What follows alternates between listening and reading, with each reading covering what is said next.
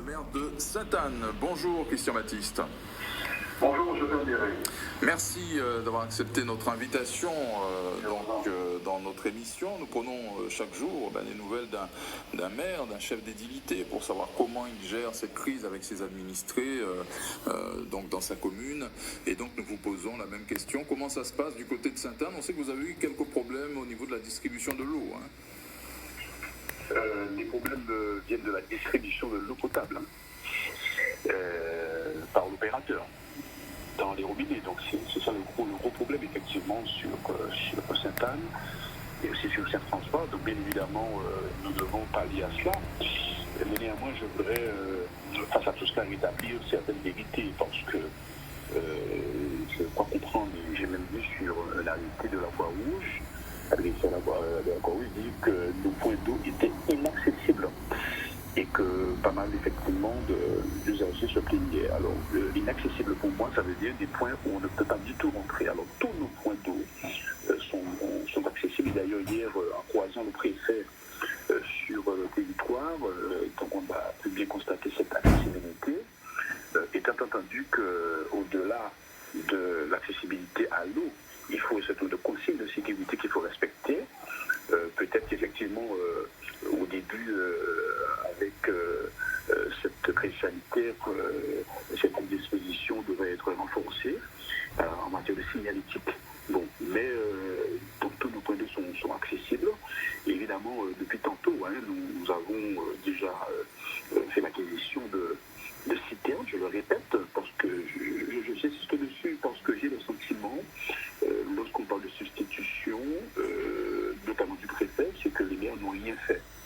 Donc j'ai eu le préfet, je l'ai dit en face, je lui ai dit, je m'inscris totalement en faux que nous faisons, et j'ai bien mentionné tout ce que nous faisons, que nous posons accessibles. Bon, évidemment, il peut y avoir des imperfections, mais la moindre des choses, c'est d'informer les élus locaux, en tout cas le maire que je suis, à ce moment-là, évidemment, on améliore les choses, mais il faut savoir que tous les dispositifs, que ce soit les distributions des repas par le CCS que nous faisons depuis le début de la crise, que ce soit les distributions de bouteilles d'eau que nous faisons aussi aux personnes âgées, avec les élus, avec les agents, que ce soit les points d'eau, les fontaines ou les citernes que nous avons mis en place, eh bien, évidemment, l'eau qui coule de le robinet, c'est payé par la ville pour tous les dispositifs.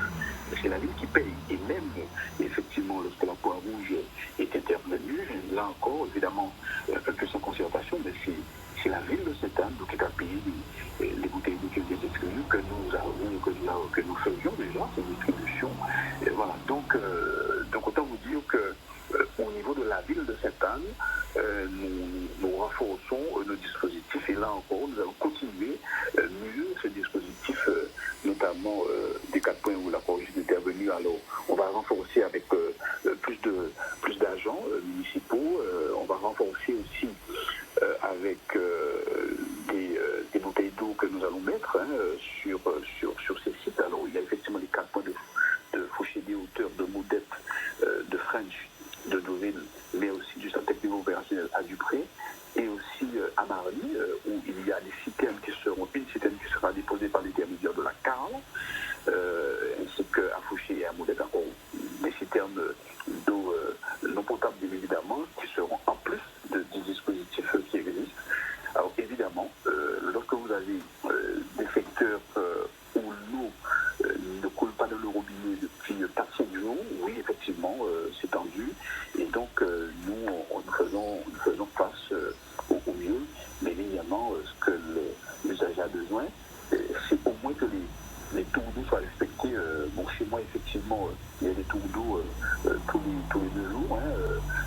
Donc, c'est surtout cela, c'est qu'il n'y ait pas de coupure prolongée, 4-6 jours. C'est surtout cela que l'usager a besoin. Je suis totalement à côté des usagers qui, je comprends les ressentiments, je comprends cette situation insoutenable et donc d'ailleurs que je déplore et c'est à cet effet que je crois qu'il est important de bien montrer que le maire de cette année à côté de ses administrés, à côté de sa population dans ce moment très difficile, et bien que nous devons rester chez nous, nous devons rester confinés pour éviter que nous ayons cette propagation de cette pandémie. Quel bilan faites-vous du couvre-feu renforcé de ce week-end? C'était nécessaire? Oui, c'était nécessaire. Moi, je l'ai déjà dit, parce qu'on sait très bien que nous avons parfois tendance à nous relâcher, nous avons tendance parfois à avoir des incivilités ou des notoires. Donc je pense qu'il était important, parce que de toutes les façons, pour lutter, l'idéal pour lutter contre la pandémie, je dis bien, c'est pas une épidémie, c'est une pandémie, c'est de rester chez soi. Donc vous savez très bien que j'ai été l'un des premiers maires à parler de couvre-feu en Guadeloupe, d'une part, et que, évidemment, après que le préfet a généralisé, donc vous comprenez très bien que durcir effectivement le confinement, c'est important, mais à condition que derrière, qu'il y ait des solutions, et c'était la question qui était posée, le fait qu'il y avait ce couvre-feu diminue, comment les gens feront pour aller alimenter leurs bêtes, comment les gens feront justement pour aller récupérer de l'eau si tant est qu'on ne peut pas sortir. Donc c'est en ce sens qu'effectivement que je peux comprendre qu'il y ait eu cette réquisition de la Croix-Rouge dans des secteurs en tension comme Sainte-Anne ou Saint-François où l'eau ont des difficultés dans certains secteurs à couler. Donc je crois que le confinement, effectivement, est de mise. C'est important pour lutter contre cette pandémie. Très bien, mis à part ces problèmes d'eau évoqués à l'instant et qui vous ont mobilisé tous ces derniers jours, comment cette crise est gérée au niveau de la municipalité à Sainte-Anne? Quelles sont les actions que vous mettez en œuvre? D'accord, alors donc, je crois qu'aujourd'hui, il faut bien comprendre que les ordonnances du gouvernement concernant le confinement n'interdisent pas d'aller travailler. Donc nous, au niveau de la municipalité, j'étais en conférence, en visioconférence avec les adjoints ce matin, au-delà du fait que nous allons renforcer avec les agents municipaux sur les points d'eau, mais aussi j'ai demandé à ma directrice générale des services, par exemple, pour nos écoles, qu'il y ait régulièrement un nettoyage pour désinfecter. On ne va pas attendre la fin du confinement. Le président de la République a parlé de reprise des écoles le 11. Je m'interroge quand même sur quels sont les éléments qui lui ont permis de se fixer cette date, parce que c'est ce challenge que nous devons nous donner en tout état de cause. Effectivement, que nos écoles soient régulièrement nettoyées, désinfectées, ne pas attendre. Au niveau de, nous avons des installations sportives, on ne va pas attendre, notamment par exemple, on ne va pas attendre effectivement que l'herbe puisse grandir et atteindre la fin du confinement. Donc régulièrement, les entretiens que nous faisons, on ne va pas le faire aussi, je dirais, régulièrement, comme si nous étions dans une situation normale, mais surtout d'éviter qu'il y ait un certain nombre d'espaces qui soient entretenus, voilà, que toutes ces espaces soient entretenus. D'ailleurs, j'ai demandé aussi à mon service d'élagage ou à mon service d'espace d'air de faire du nettoyage régulièrement, comme on a fait sur le boulevard ou dans les écoles, que l'herbe ne pousse pas.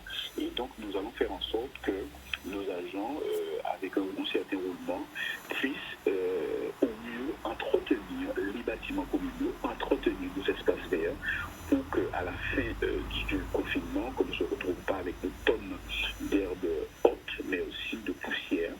Et donc c'est en ce sens, bien que ce n'est pas forcément nécessaire, mais nous mettons en place des ordres de réquisition. Mais je voudrais profiter de cette occasion, de votre question, pour remercier et saluer l'engagement de tous les agents municipaux. Parce qu'il faut savoir que nous avons des agents, pour répondre toujours à votre question, qui depuis le début du confinement travaillent. Je vais parler de la police municipale tous les jours. Je vais parler du centre communal d'action sociale pour s'occuper des personnes les plus démunies, avec au-delà de la distribution des paniers d'eau, mais aussi des paniers avec l'aide de la banque alimentaire que nous accompagnons. Je voudrais remercier les agents qui sont au réfectoire, qui tous les jours confectionnent des repas justement pour ces personnes qui déjà, personnes âgées, avant même le confinement, on a continué et voire même augmenté pour certaines personnes âgées pour la livraison des repas. Donc tous les agents qui sont vraiment à pied d'œuvre et qui ont fait. Donc, il y a des services qui ont toujours travaillé, je les ai nommés, la police municipale, le CCRF, le directoire au niveau de la cantine, qui ont toujours continué à travailler, les services administratifs, les services de finances, parce que là aussi, il est important de dire qu'il faut continuer à payer, notamment des petits artisans, des petites entreprises, parce que eux, avec le manque d'activité, ils sont aussi en manque de trésorerie. Donc, nous faisons en sorte que régulièrement, que ce signe de mandat pour que les entreprises puissent percevoir effectivement les factures qui sont en attente, d'autant que maintenant nous avons assaini les finances et nous avons une trésorerie qui nous permet de payer à tout cas les petites entreprises. Donc globalement, nous avons une collectivité qui fonctionne et qui assure la continuité du service public avec les agents. Et ça ira évidemment crescendo, comme je vous l'ai dit, à partir de cette semaine. Il y aura d'autres agents que nous allons mobiliser, notamment pour l'entretien des bâtiments, des espaces verts. Donc encore merci et merci évidemment aux élus aussi qui sont mobilisés, qui accompagnent le service administratif et qui vont aussi sur le terrain pour accompagner notamment les personnes qui sont les plus en difficulté. Et dites-nous bien qu'avec cette situation de crise sanitaire, nous découvrons aussi des personnes justement qui sont dans des situations précaires, qui parfois ne se signalent pas. Donc il y a des numéros. Allez sur le site de la ville, je ne l'ai pas en tête, mais il y a un numéro régulièrement où on peut se renseigner, où on peut signaler, notamment de CCF, des situations, des personnes en situation précaire. Tous les jours, il y a une permanence au niveau du CCF, donc pour signaler que nous puissions répondre au mieux à cette double crise sanitaire, mais aussi de personnes qui peuvent devenir encore plus vulnérables, qui ne peuvent pas se déplacer, qui sont isolées par rapport à ça. Donc d'ailleurs, je vous remercie vraiment qui de me permettre d'apporter toutes ces informations. Je vous remercie de cette question aussi pour montrer comment, au niveau de la ville de Sainte-Anne, nous assurons la continuité du service public. Très bien, et très important que les solidarités s'expriment à l'égard de tout le monde, en soutien à tout le monde, aux personnes les plus démunies, les personnes âgées. Combien de repas par jour, à peu près ? Nous avons plus d'une centaine de repas par jour. C'est vrai qu'en temps normal, on en avait peut-être 80, mais là, avec cette crise, je sais qu'il y en a au moins 120, peut-être même plus, parce que, comme je le disais, au niveau du CCAS, il y a des personnes qui sont répertoriées. Alors, il y a un poids aussi qui est fait avec le conseil départemental, parce que le conseil départemental, c'est bien, est venu en appui pour des repas à domicile. Et donc, c'est vrai que nos fichiers peuvent se croiser, donc les mêmes signalements qu'on peut avoir au CCS, on peut les avoir aussi au service de la solidarité au niveau du conseil départemental, mais il arrive aussi que nous n'ayons pas ces croisements. Donc, avec le fichier du conseil départemental, cela vient en plus. Et donc, je crois qu'aujourd'hui, nous avons près de 150 repas que nous livrons, parce que même à titre personnel, j'ai des personnes âgées qui ont eu l'occasion de m'appeler et pour me dire qu'ils avaient le fait qu'ils ne peuvent pas se déplacer, qu'ils avaient des problèmes de voiture, et donc il fallait s'en occuper. Et donc, je remercie aussi le directeur du CCS, M. Suzanon, avec les Lydia Couriol, qui tous les jours, je dis depuis le début de ce confinement, est à pied d'œuvre. Et bien évidemment, encore la police municipale qui est à pied d'œuvre tous les jours. Comment ça se passe pour l'organisation du marché de Sainte-Anne ? Vous avez un marché très, très dynamique habituellement. Quelles dispositions en ce moment ? Alors donc, nous avons compris, c'est vrai qu'en matière de marché, les marchés sont interdits, donc par dérogation que de faire, il y en a que 3 ou 4. Nous avons bien réfléchi au niveau des élus, parce que là aussi, pour répondre encore à votre question, nous avons, pas plus tard que ce matin, j'avais une conférence, en visioconférence avec les adjoints, il y a 13 adjoints, donc avec eux, donc nous avons au moins 2-3 visioconférences par jour. Donc la première visioconférence que nous avons eue, on s'est interrogé, est-ce qu'on maintient le marché ou pas avec les règles de nous préférons le drive. Et donc, actuellement, notre service chargé de l'animation du territoire, avec sa directrice, est en train de travailler pour que nous puissions mettre un drive là où se trouve le marché. C'est-à-dire que et faciliter au maximum le télépaiement et aussi la télécommande et faire en sorte que les marchands puissent être en place et ils passent leur commande d'abord aux marchands et leur donner la possibilité de communiquer leur numéro. Et donc que la personne ne descend pas dans sa voiture, reste dans sa voiture pour cette livraison et donc avec des distanciations. Donc nous travaillons pour assez rapidement faire une proposition de marché, mais pas un marché statique où les personnes viendront, feront la queue. Donc nous avons préféré toujours pour ne pas, je dirais, faciliter la propagation de la pandémie, comment dirais-je, favoriser effectivement cette solution de marché statique.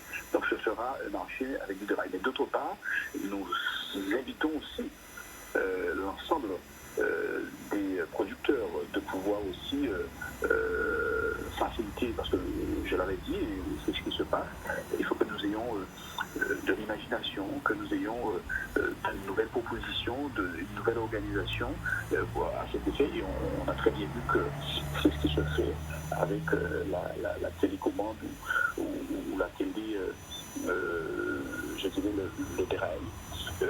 Donc vous avez des marchands qui partent dans les différents secteurs pour pouvoir permettre aux usagers, en tout cas aux administrés, de pouvoir... donc il y a des points qui sont fixes. Et donc d'ailleurs j'ai aussi un ou deux marchands qui m'ont demandé l'autorisation et qui viennent à une heure bien précise.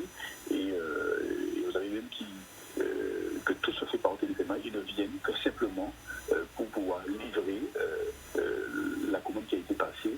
Donc je crois que nous devons aller au maximum vers ce dispositif. Une dernière question. Votre réaction par rapport à l'allocution du président Macron hier? C'est vrai qu'il n'y a pas eu de grande déclaration. C'est vrai que le président Macron a fait beaucoup de comblage, entre guillemets. Mais il n'y a pas eu de grande annonce. Sinon, cette sortie du confinement est 11. Alors, moi, je m'interroge quand même. Bon, déjà, je pose la question sur la date, mais sur quelle base la date du 11. La reprise des écoliers, ça aussi, alors que parallèlement, vous dites que les universitaires ne peuvent pas reprendre, sous prétexte peut-être parce que dans un amphithéâtre, ça prend beaucoup de monde. Bon. Mais quand vous prenez des enfants qui sont dans une école ou qui vont se retrouver dans la cour de récréation, et donc nous connaissons très bien le dynamisme de nos enfants. Bon voilà, donc je pense que le monde de l'éducation s'est déjà exprimé dessus. Bon, mais néanmoins, je ne sais pas, je m'interroge, est-ce que c'est une date, est-ce qu'elle n'est pas prématurée, ou sur quelle base? J'aurais bien aimé savoir sur quelle base, ou est-ce que derrière, il n'y a pas une pression des lobbies économiques ou de la finance pour demander au président de la République de faire en sorte que l'économie reprenne, au détriment peut-être de la santé, parce que je vois que la Chine est soi-disant était sortie de cette pandémie, mais il peut y avoir un regain d'activité. J'ai bien noté que le gouvernement, avec les maires, auront à faire en sorte que les masques soient mis à la disposition de la population. Donc on verra par quel moyen. De toutes les façons, moi je suis favorable en tant que maire à faire, et nous avons prévu de faire une commande de masques, de toutes les façons. Aussi, j'ai bien entendu que le président de la République souhaite que les dépistages ne soient faits que sur des personnes qui présentent des symptômes. Moi, j'aurais préféré qu'ils disent que le dépistage se fait sur toute la population, parce qu'on sait très bien que vous avez des personnes qui ne présentent pas de symptômes, mais qui peuvent transmettre le virus. Bon, donc voilà un peu ma réaction sur les quelques éléments. Je n'ai pas été exhaustif, mais en tout cas sur les éléments importants. Et notamment sur le fait qu'à mon avis, il faut que le dépistage soit totalement généralisé au niveau de la population. Pour moi, c'est la meilleure façon d'arriver, je dirais, de gagner cette guerre contre la pandémie. Parfait, merci à vous Christian Baptiste d'avoir répondu à nos questions. C'est moi qui vous remercie à LTV.